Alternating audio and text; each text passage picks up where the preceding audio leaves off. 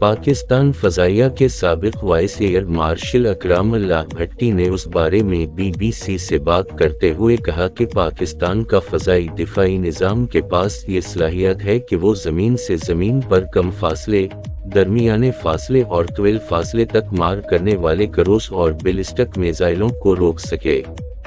इन्होंने बताया कि पाकिस्तान ने अपने दिफाई निज़ाम में चीनी साख्ता HQ-16 डिफेंस सिस्टम समेत मुख्तलिफ मिसाइल सिस्टम्स को शामिल किया है जो पाकिस्तान को जदीद दिफाई मिसाइल निज़ाम की सलाहियत फ्राहम करते हैं और ये ज़मीन से ज़मीन मार करने वाले मिसाइल, क्रूज़ मिसाइलों और जंगी जहाज़ों के खिलाफ मौसर है। ताहम अगर फ़ज़ा से ज़मीन पर मार करने वाले मिसाइल को इंटरसेप्ट रोकने करने की बात जाए तो दुनिया में कोई भी ऐसा दिफाई निज़ाम मौजूद नहीं है। साबिक़ एयर कमांडर आदिल सुल्तान ने उस बारे में BBC से बात करते हुए कहा कि दुनिया में फुल प्रूफ सिक्योरिटी फ्राहम करने वाला ऐसा कोई दिफाई निज़ाम नहीं बना, खासकर ऐसी सूरतहाल में जिसमें पाकिस्तान और इंडिया जैसे ममालिक जिनकी सरहदें आपस में मिलती हैं और बाज़ मकामात पर यह फासला महज चंद मीटर का रह जाता है। ऐसे में फ़ज़ा से ज़मीन पर किए जाने वाले मिसाइल हमलों को 100% रोकना यकीनन नामुमकिन है। उनका कहना था कि हर दिफाई निज़ाम की हदूद होती है कि अगर बीक वक्त मुख्तलिफ किस्म के मुतअद्दिद मिसाइल फ़ज़ा में मुख्तलिफ समत से दागे जाते हैं तो हर दिफाई निज़ाम की हद होती है कि वो किस किस्म के मिसाइलों को रोकेगा।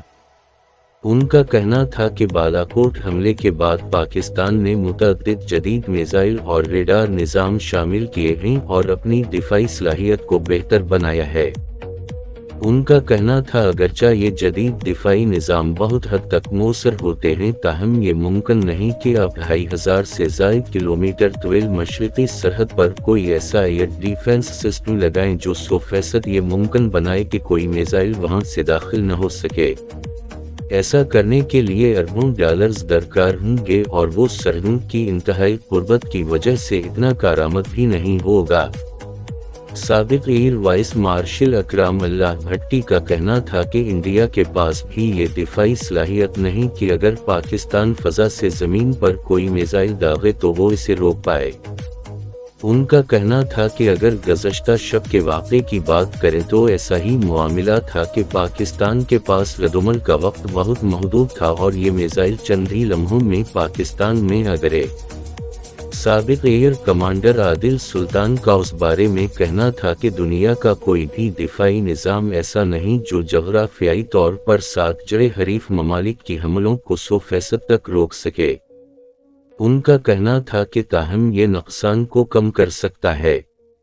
उनका कहना था कि ऐसे निज़ाम में दिफा के लिए हमले की नौईयत भी अहम है। अगर बीक वक्त फ़ज़ा से ज़मीन पर मार करने वाले मिसाइल मुख्तलिफ अतराफ से फायर किए जाते हैं तो उसमें उनकी रेडार पर निशानदाही करना और फौरी रद्दुमल देना कुछ मुश्किल होता है, जबकि अगर ज़मीन से ज़मीन पर मार करने वाले मिसाइलों या क्रूज़ मिसाइलों की बात की जाए तो उनकी डिप्लॉयमेंट का इल्म होता है और आप उनके फ्लाइट पाथ या कॉरिडोर को कोर कर सकते हैं।